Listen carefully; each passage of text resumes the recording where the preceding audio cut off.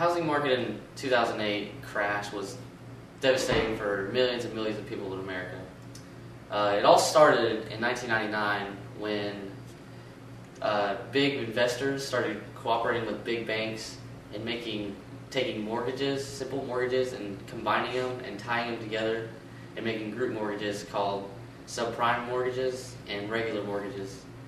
And these turned into A's, double A's, triple A's, B's, as in the B's were the subprime mortgages, and these go from B's to double B's to triple B's.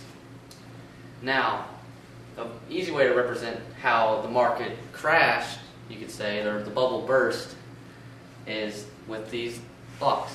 So the upper half represents all the A's and the mortgages. These are all low risk, low reward investments, and then the B's are all high risk but high reward investments.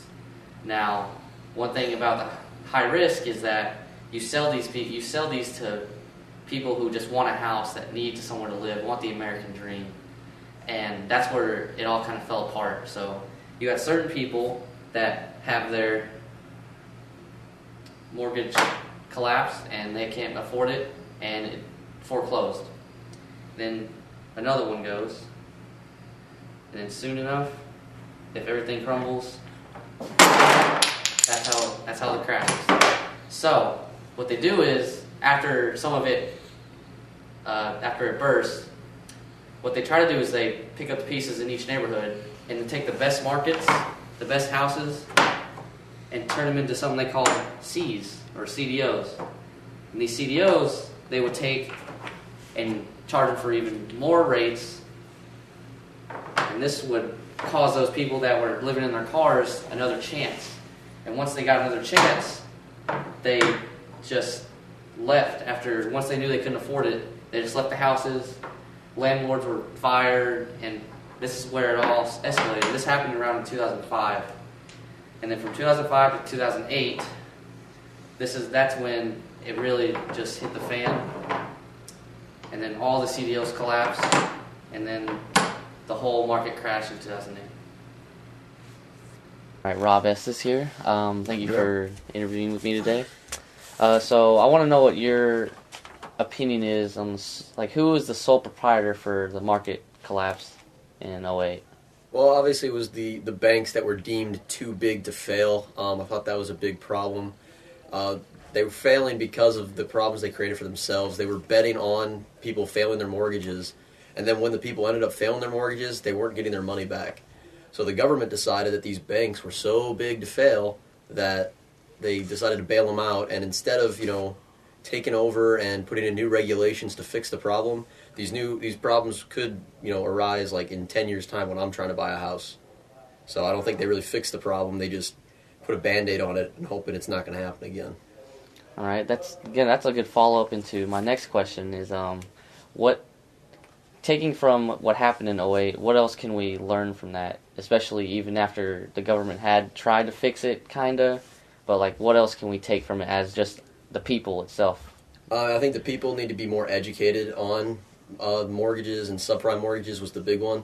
I think it was so easy to get a mortgage back then and a loan from the bank that people were just buying houses that were way out of their price range because it was easy to do it. And I think we need more education on what we can and can't afford. I think banks need to be stricter about who they're giving money to, because at the end of the day, if they're giving these loans out to people that can't pay them back, then nobody's going to make any money at all. All right, I'm here with Evan Lee. I just want to ask you, as a graduating senior, looking at houses and stuff like that, or apartments and such, since the housing market crashed in 2008, it's already picked up in 2015. They've already started making something like CDOs again. They just renamed it. It's a bunch of other crap, combined with other crap. So how do you feel about going to a market that might redo what just happened in 2008? Oh, it's going to be completely difficult. I mean, graduating college in its own leads its own challenges with how much debt I'm going to have to pay. But trying to go out, find a job, even that's hard. Steady work's hard to come by. But trying to find any place that I can actually live and work through my own financial situation coming right out of college, that's going to be hard.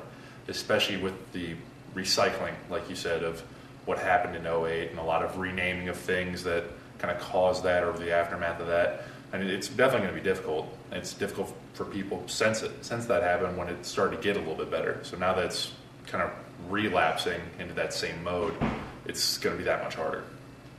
So coming out of Culver, what do you want to? What's your first look at? Are you looking at apartments, or are you going to look for a small house with some people? Or? The first thought was an apartment, but based on the places I've looked at, it almost makes more sense to try and go the renting of a small house type of thing. That honestly seems to be more the cost-effective way to go about it, because apartments, especially in, let's say, like Illinois, for example, where taxes are through the roof, I mean, the cost of living is ridiculous. It honestly makes more sense at this point to try and, divvy up amongst a few people through a small house, live with a few people still, as much as I'm tired of living with roommates. Not the whole apartment style of living is something that I prefer, but cost effectively, it's not the most efficient route to go. As you can see, the big banks and the investors both were taking way too many risks with a lot of people's money, and it all came down crashing on everyone. And the bubble burst, and millions of people lost their jobs and their houses. And that's why we need to learn from this. And I think we can, as long as we can not let these investors and bankers fall back into making easy money for a short period of time. We need to focus on long period of time and longevity and getting people's houses. And like Rob said earlier, to educate the people and let people know what they're getting into before they sign away what could be their last chance at having a house.